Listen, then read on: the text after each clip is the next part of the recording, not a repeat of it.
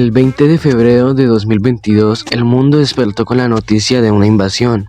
Rusia había lanzado una ofensiva a gran escala sobre Ucrania, una guerra que reconfiguró el mapa político de Europa, alteró la economía global y revivió tensiones que parecían pertenecer al pasado. Pero este conflicto no comenzó ese día.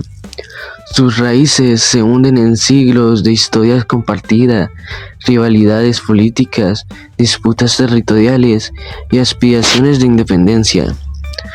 Para comprender su magnitud es necesario mirar atrás, a la expansión de la OTAN, el colapso de la Unión Soviética, el Euromaidán, a la anexión de Crimea y a las luchas por poder que marcaron a ambas naciones.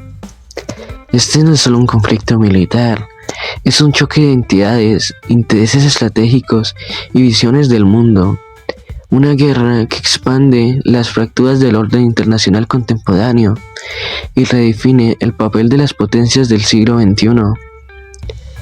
Esto es Sin Palabras, y hoy haremos un recorrido informativo sobre las raíces y las consecuencias del conflicto entre Rusia y Ucrania.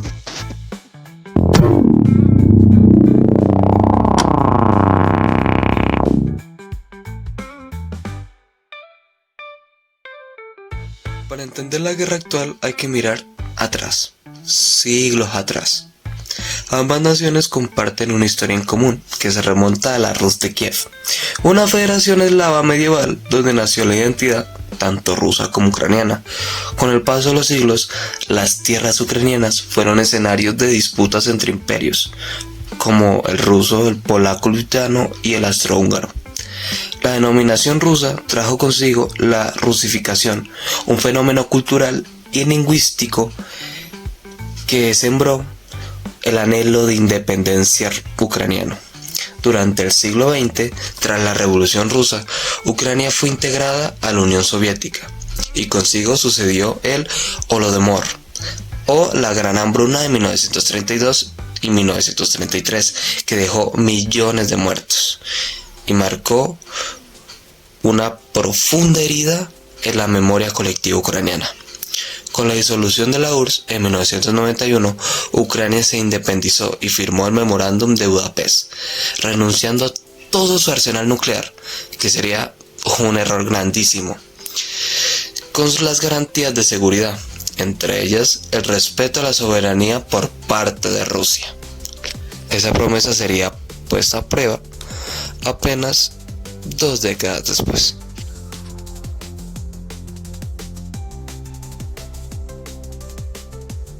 A comienzos de 2013, Ucrania se encontraba en una encrucijada histórica. El país buscaba definir su rumbo entre dos polos de influencia, Occidente y Rusia.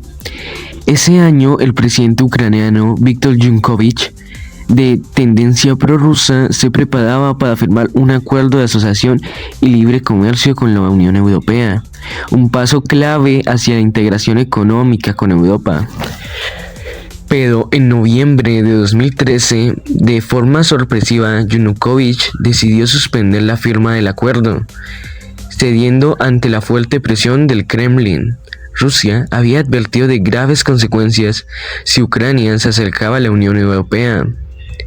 En agosto de ese año, impuso restricciones aduaneras sobre productos ucranianos, iniciando lo que se interpretó como una guerra comercial. Incluso un asesor del gobierno ruso llegó a insinuar que Moscú podría no reconocer las fronteras ucranianas si el acuerdo con la Unión Europea se firmara. La decisión del presidente generó una crisis política sin precedentes. Miles de ciudadanos salieron a las calles de Kiev, reuniéndose en la Plaza de la Independencia, conocida como Maidán. Aquella multitud exigía transparencia, integración con Europa y el fin de la corrupción. El movimiento fue bautizado como Euromaidán y pronto se convirtió en una revolución popular que simbolizaba el deseo de independencia política y soberanía nacional. Mientras las manifestaciones crecían, el gobierno de Yanukovych buscó apoyo en Moscú. En diciembre de 2013, el presidente ruso Vladimir Putin anunció un paquete de rescate. Rusia compraría $15 millones en eurobonos ucranianos y reduciría el precio del gas natural. La medida fue vista por la oposición como un intento de comprar la lealtad del gobierno ucraniano y consolidar las influencias rusas en Kiev.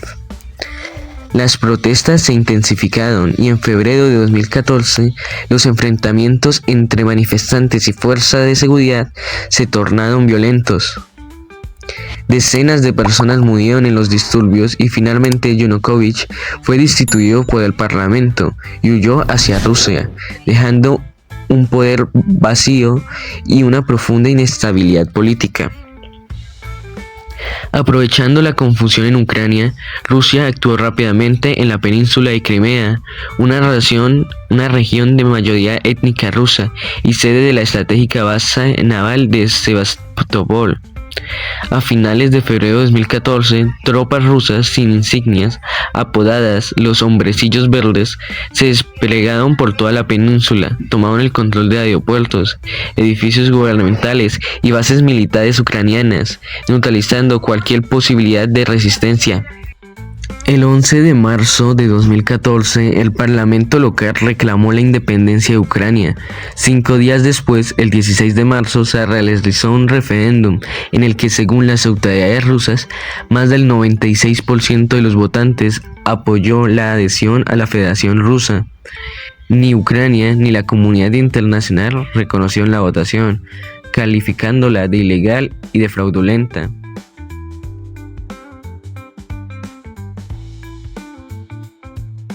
Desde la anexión de Crimea en 2014, el conflicto entre Rusia y Ucrania se mantuvo activo en la región del Donbass, donde grupos separatistas prorrusos, apoyados por Moscú, luchaban contra el ejército ucraniano. Los acuerdos de Minsk intentaron frenar la violencia, pero nunca se cumplieron del todo, y las tensiones permanecieron latentes. Entre 2015 y 2021, Rusia aumentó su presencia militar cerca de la frontera ucraniana, mientras criticaba la intención de Ucrania de acercarse a la OTAN y a Occidente. A finales de 2021, Rusia exigió garantías de que Ucrania no ingresaría en la alianza militar, pero estas demandas fueron rechazadas. El 24 de febrero de 2022, Rusia lanzó una invasión a gran escala bajo el argumento de desmilitarizar y desnazificar Ucrania. Bombardeó varias ciudades importantes y avanzó desde distintos frentes con el objetivo de tomar rápidamente la capital, Kiev. Sin embargo, la fuerte resistencia ucraniana, encabezada por el presidente Volodymyr Zelensky, impidió la caída del gobierno. Lo que se esperaba como una victoria rápida para Rusia se transformó en una guerra prolongada. Las tropas rusas se replegaron del norte para concentrarse en el este y el sur del país. Mientras tanto, Ucrania sufrió una grave crisis humanitaria. Ciudades destruidas, denuncias de crímenes de guerra y millones de desplazados. La respuesta internacional fue inmediata. Estados Unidos, la Unión Europea y otros países impusieron severas sanciones económicas contra Rusia y enviaron ayuda militar y financiera a Ucrania. Esto convirtió el conflicto en una confrontación indirecta entre Rusia y Occidente. En el frente, la guerra se volvió un enfrentamiento de desgaste, con pequeños avances y retrocesos. Rusia llegó a anunciar la anexión de 4 regiones ucranianas en 2022, aunque fue rechazada por la comunidad internacional. Paralelamente, el conflicto también se trasladó al terreno económico, energético y mediático, afectando los precios globales y generando una batalla de narrativas en medios y redes sociales. Actualmente, más de 2 años después del inicio de la invasión, la guerra sigue sin una solución clara. Ucrania continúa resistiendo gracias al apoyo occidental, mientras Rusia mantiene el control de parte del territorio. El conflicto ya no es solo local, sino un evento geopolítico que redefine el equilibrio de poder mundial.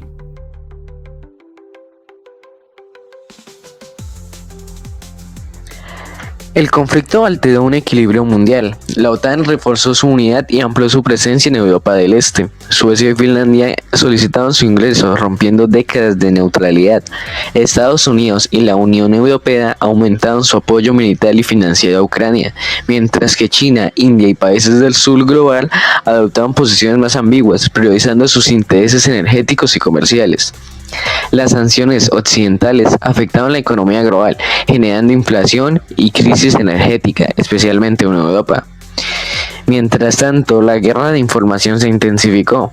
Los medios occidentales narraron una lucha por la libertad, los medios rusos una operación defensiva.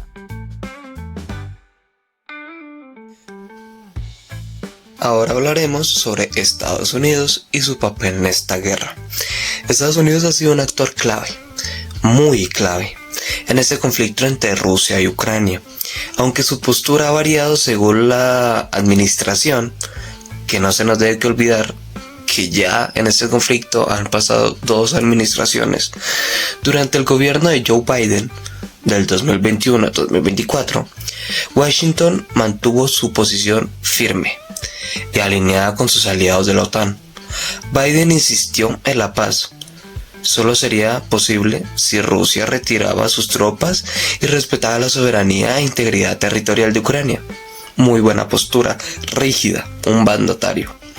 Su administración reforzó el apoyo militar, económico y diplomático en Kiev, que sería una decisión económicamente complicada de mantener, mientras imponía duras sanciones contra Moscú. Aunque se discutieron posibles vías de negociación, Estados Unidos nunca apoyó un alto al fuego, que implicaría las consecuencias territoriales. Para Biden, cualquier acuerdo debía basarse en la justicia y no en la imposición de la fuerza. Recordemos que no estamos en las épocas antiguas. No puede pasar lo que pasó en Alemania. Esto debería ser más justo. Esa era la mente de Biden. Con la llegada de Donald Trump al poder en 2024, la política estadounidense adoptó un tono diferente. Trump defendía la idea de poner el fin al conflicto de manera rápida, mediante la negociación directa con Rusia. Ya dejamos la charla de Rusia-Ucrania, Ucrania-Estados Unidos, Ucrania, Ucrania-Rusia. Se acabó eso. Ahora es directamente con el que está atacando, a negociar con el atacante. A diferencia de su predecesor, se mostró dispuesto a considerar acuerdos que incluyan compromisos territoriales, priorizar detener la guerra antes que prolongarla. Donald Trump quería mantener su reputación a salvo, ser la candidatura que acabara con los conflictos del país estadounidense, que no iniciara y que se acabara. Intentaba mantener sus ideales. Su enfoque era más pragmático, era menos estratégico. Buscaba abrir el diálogo, abrir las negociaciones y reducirle el costo humano, evitar el afrontamiento económico que se mantenía Biden. Sin embargo, esta nueva postura generó preocupaciones entre los aliados, como en Europa y en Kiev, que temen que este acuerdo apresure o legitime la ocupación rusa, que significaría, en palabras más simples, que le estamos dando la victoria a Rusia. Estamos perdiendo fuerza ante Rusia y no lo quieren mantener. Así, mientras Biden representó la firmeza y la defensa del orden institucional, Trump encarna la búsqueda de una paz inmediata, aunque sea controversial. La controversia le traerá fama, o bueno, mantendrá sus ideales. 2 estilos distintos, pero ambos con un mismo objetivo: hallar una salida a una guerra que ha marcado una nueva era en la política mundial. ¿Cuál estará mejor? Más de 2 años después, la guerra sigue sin un desenlace claro. Ambos bandos enfrentan enormes costos humanos y materiales. Rusia mantiene una parte del control en el este de Ucrania, mientras Kiev continúa buscando apoyo internacional. El conflicto ha redefinido la geopolítica mundial, reconfigurando alianzas y profundizando tensiones entre potencias. Las consecuencias económicas son globales: alzas en precios de energía y alimentos, migraciones masivas, reconfiguración en las rutas comerciales y sobre todo una profunda crisis humanitaria que afecta a millones de personas desplazadas. El precio de la guerra y el desafío de la paz. El conflicto entre Rusia y Ucrania transformó no solo a ambos países, sino también al mundo entero. Rusia intentó reafirmar su influencia, su poder, su dominancia, pero encontró aislamiento y sanciones. Ucrania, en cambio, se convirtió en un símbolo de resistencia y acercamiento a Occidente. Dejó de ser el país que en el 2014 fue en contra de la democracia a ser el país que demostró que el mundo se podía unir ante un hijo caído. La guerra dejó miles de víctimas, millones de desplazados y plantea más polarizados. Pero revivió viejas realidades, fortaleció alianzas, pero también mostró pequeñas heridas, falencias, daños económicos y empezó antiguas traiciones. Alemania nunca había invertido tanto en su poderío militar hasta que sucedieron estas desigualdades de la OTAN. Nunca había estado la OTAN en la parte europea tan unida como en estos momentos en que Estados Unidos desafía su autoridad. Estados Unidos desafía que ellos mantienen toda la organización y cuando amenazan en irse, se dan cuenta que Europa se vuelve a unir. Y evidenció la fragilidad del orden internacional, que no se nos debe que olvidar. El mundo cayó cuando dos países demostraron, uno su impotencia y el otro su resistencia. Hoy más que nunca el desafío es reconstruir la paz, cosa que nunca hemos tenido y esperamos que no sea tan dispareja. Una paz de igualdad de condiciones y evitar que este conflicto se repita bajo otros nombres o fronteras, cosa que ya está muy complicado porque hay conflictos nuevos, cada vez más recientes, más desastrosos, que se llevan más vidas porque nosotros no aprendemos, ponemos la curita de la herida pero no la dejamos sanar. Ese es nuestro problema, ese es el problema humano. La guerra entre Rusia y Ucrania no solo pertenece a Europa, es el espejo del mundo, es nuestro espejo, es nuestra habitación y nos estamos mirando a nuestros mismos ojos. No son dos países de Europa, no son dos países de la otra punta del mundo, es lo que refleja a nosotros como humanos. Uno demuestra su fuerza, el otro su resistencia, el uno pierde, el otro se devasta, el uno tiene apoyo, el otro se aísla con sus amigos. Es un tema económico, político, nacional, mundial y tenemos que estar muy atentos e intentar comprometernos, ya que esto es más contemporáneo, es una idea actual de lo que sucedió hace años atrás, como podría ser la primera, segunda de las guerras del Golfo. Todas esas guerras, la de Vietnam, fueron devastadoras y aún no se ha conseguido la paz. Debemos que confirmar la paz, un acuerdo que no solo se fije entre dos fronteras, sino en todas las fronteras, en los 195 países del mundo, porque la paz es lo más valioso y más frágil del ser humano.